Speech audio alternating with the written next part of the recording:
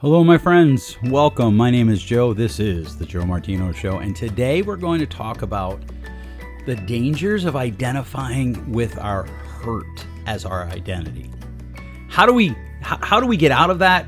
What are the dangers of it? And how do we move forward and define ourselves with something more redemptive? Let's kick it off. This is the Joe Martino Show. You're listening to the Joe Martino Show, a podcast dealing with all things emotional, relational, and human nature. Joe is a licensed counselor in the state of Michigan, specializing in relationship therapy. He is also the author of the book, The Emotionally Secure Couple. All advice offered in this episode is offered for entertainment and educational purposes only. Enjoy the show.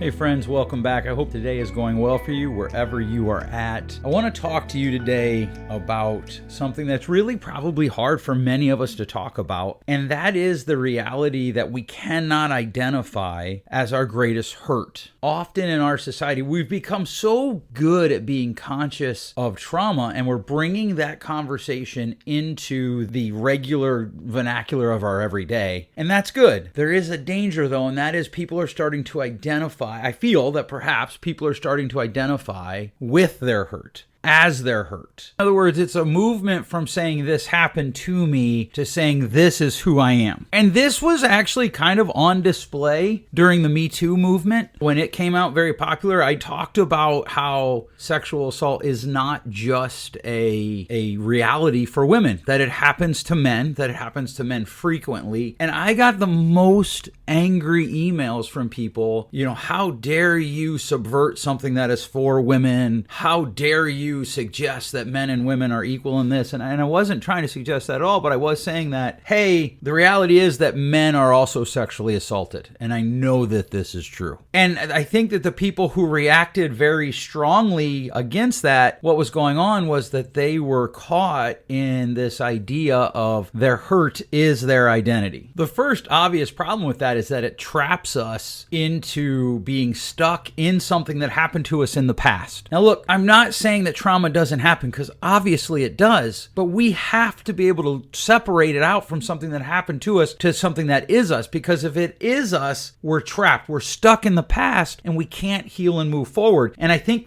that we're seeing this quite a bit today, in that people are struggling to move past a hurt because it becomes their identifier. It becomes the thing by which they identify themselves and by which they expect others to identify them. As we grow, we have to realize that we step away from that, right? At the age that I am today, I don't believe the same things that I believed 10 years ago. I don't even value all of the same things that I valued 10 years ago. And some of the things that I valued 10 years ago, I don't value today. And that same thing can happen with our traumas, with our hurts, when we make them part of who we are. They trap us and they create a false identity about who we are. Just like we would never say to someone that they are the sum of their mistakes, nor are you the sum of your traumas. A very difficult truth to accept is that life is really hard. We often collect traumas as we go through life. Things happen. People lie about us. People intentionally hurt us. People hurt us that they don't intentionally do it.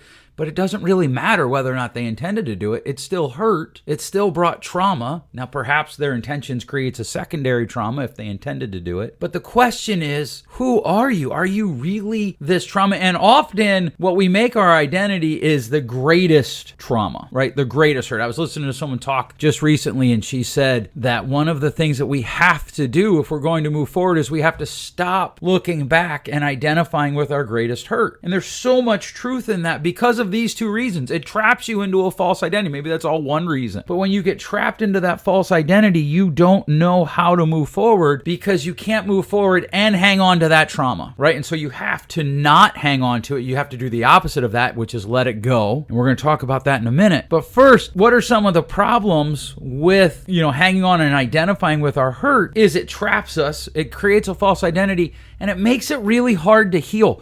Life is really hard and we get tired, and it's okay to get tired. It is okay to get weary. It is okay to be like, man, I don't know how much more I can put into this. Because life has seasons, and some seasons you're like, man, I could just do this forever. Other seasons you're like, whoa, how much more of this do I have to do? And it's okay, but we don't want to make it harder on ourselves. We don't want to make it more difficult by hanging on to something that is just depleting energy from us. We have to be intentional about what we do with things that put energy in our lives or take them out. That's probably a whole nother podcast. I'm reading a book about relationships, or I recently read a book about relationships and their impact on our lives. And of course, the research is overwhelming that having relationships that we feel are filling us up is important. And they also require work. In fact, there's this whole matrix that the authors of the study created that I'm going to borrow and share with you, about how much energy are we on the matrix of we're getting energy from it or we're losing energy from it. And then is it a frequent or infrequent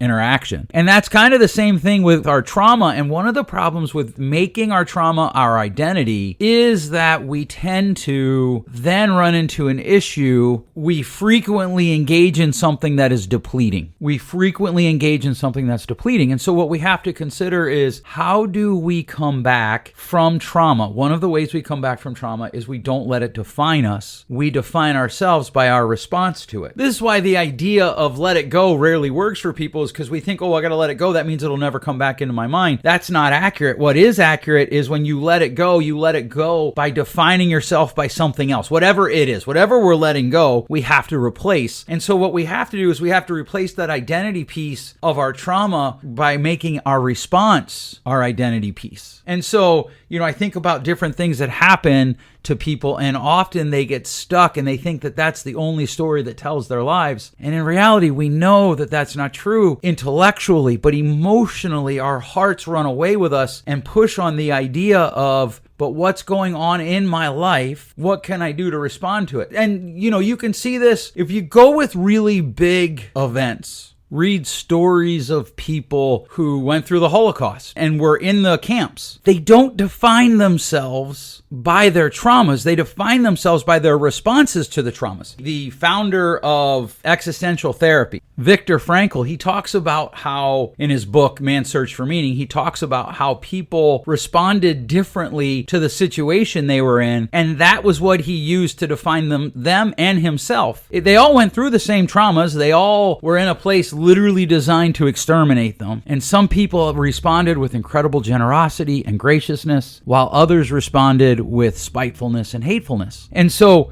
one of the things that happened was he talks about how it isn't what's going on, it's how we respond to it. And we need to learn to define ourselves by our responses, by what we do. Now, look, sometimes our greatest trauma is self-inflicted. That's a truth that I can't get around. There are certainly times where people make mistakes, they do things, maybe they weren't even a mistake, they made a bad choice, they were tempted to do something, and they did a bad thing. Even that doesn't have to define you. And this is where we get the phrase, you're not the sum of your mistakes. But we have to translate that to, you're also not the sum of your traumas, right? And traumas happen to us. How we respond is our choice. And sometimes we invite that response, but we have to define ourselves by our response to the trauma. This is how we let that identifying piece go. Who are you? What have you done in spite of your trauma? And sometimes it's very difficult to see what you've overcome. Sometimes it's very difficult to see how far you've come, because the amount of space that you want to go is a long distance. If you think about it like a long road trip. I live in Michigan, spring break's coming. A lot of people are going to be driving to Florida, 24, 26, 30 hours on the road. And if, they're 13 hours in, that's a long road trip. And they're 13 hours in, and they could be, man, we still have 10 hours. We still have 17 hours, but you've come 10. Now, it's not a perfect example, a perfect illustration, but in your life, how far have you come? And maybe you're like, Joe, I haven't come that far. That's okay. Have you come any distance? Even if the answer is no, the best time to start would have been whenever the trauma happened, would have been a best time to start responding to it. The second best time is right now. What does it mean for you to respond to your trauma, to define yourself, to define who you are? One of the things that I often share with clients is they have to be careful about how they talk to themselves, because often we will use I am language, right? You'll hear people say this, especially about ADHD. Oh, I am ADHD. Nope. You may have ADHD,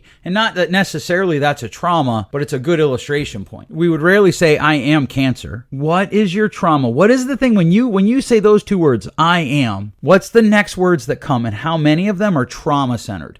What we want to do is we want to use words that actually speak to who we are, not to what has happened to us. So I am what comes next. And you know what? I have some traumas in my life. I have some things that have happened that were very difficult to overcome. I have some that probably still rear their heads at me. And defining myself in those terms, I need to be careful what comes next. I need to use the utmost caution in the words that come next. Because one of the things that we think about is, and I've talked about this before, but one of the things we think about is that when we talk to other people, we need to be kind and we need to be gracious and we need to be encouraging. But we talk to ourselves too. Very few people do not talk to themselves. And even those who don't, quote, talk to themselves, they still hear their own voice. They're still affected by what they say. If you want more information on that, look up the work of Amy Cuddy, Cuddy. She talks a lot about how one of the things that people tend to take for granted is the impact that their words have on them. I think that we're becoming more aware as a society that we need to be careful with the words that follow I am when we're talking about identity, but we don't think about it much like in terms of our trauma.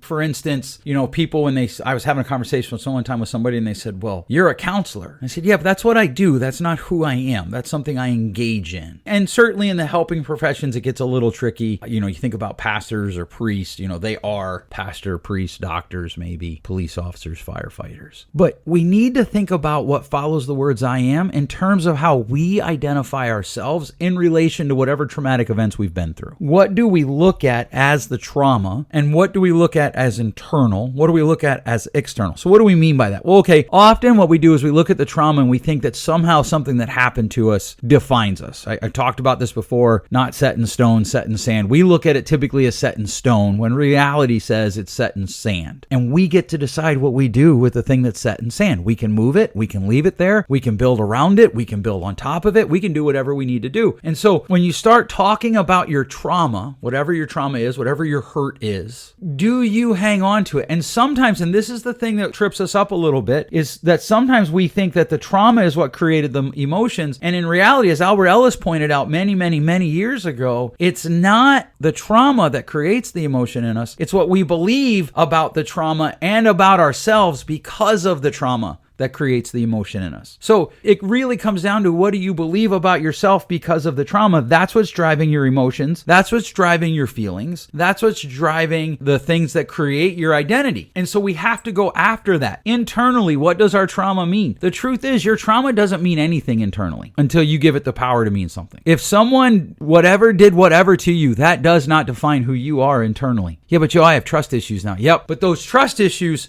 can be dealt with. They can be countered. And by the way, they're external. In other words, you're externally. Now, there are some people, they have internal trust issues. Like, I'll never trust my own opinion again. Okay, that's a little extreme, right? However, if you went through an extreme trauma because of a decision you made, extreme hurt, that might seem like a really good coping mechanism. This is one of the things we have to come back to, is we need to come back to and look at our coping mechanisms, and we have to seek healthy ones. I'm not sure that anybody gets through life without coping mechanisms. I've heard people talk like, oh, you should be coping mechanism free. I don't know how you do that, because life is constantly a struggle. It is difficult. It's awesome and it's wonderful and it's fantastic. But like just yesterday, my daughter's cat died suddenly. There's a lot of emotional pain there that then flows from that. And it's traumatic. Now, that is not traumatic as someone maybe who went through a sexual assault or domestic violence situation. I understand that. But for my 18-year-old daughter, that's very traumatic. But the question that I have for her, now, I didn't ask her this. All I did was hug her yesterday and,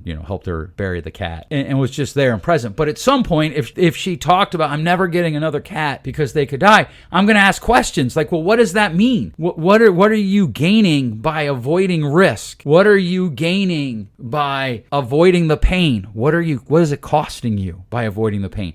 And we have to really look into what is it that is driving ourselves. Like, that's a coping mechanism. I'm never going to get a cat again. Is it a healthy coping mechanism? Probably not. And so how do we lean into, hey, this is what's going on? Well, we've got to do three things. We've got to define ourselves by our responses, not the trauma. We have to seek healthy coping mechanisms, and we have to really, really be careful and very conscious about what we say after I am. What are you doing because of your trauma? What do you believe about yourself because of the trauma?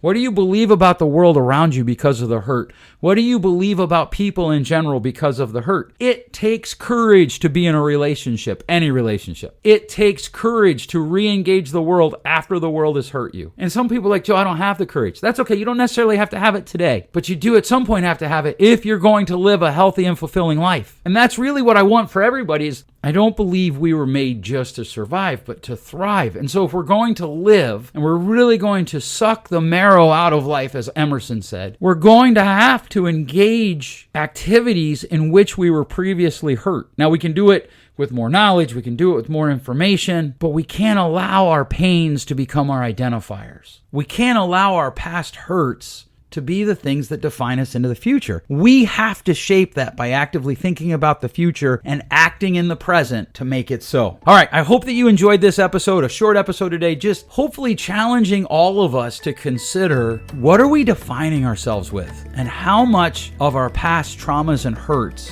are we using to define ourselves and how healthy is that? And what could we do differently to be more healthy in the future? If you like this, please share it with 3 of your friends. We find value in sharing things with our friends, especially things that help us all live better. Feel free to give it a review. If you have any questions, you know where to reach me. Send me an email. Thanks so much for listening. We'll catch you next week. Thanks for listening. If you enjoyed today's show, please share with a friend. And hey, give us that rating in your podcast store. Until next time, change possible.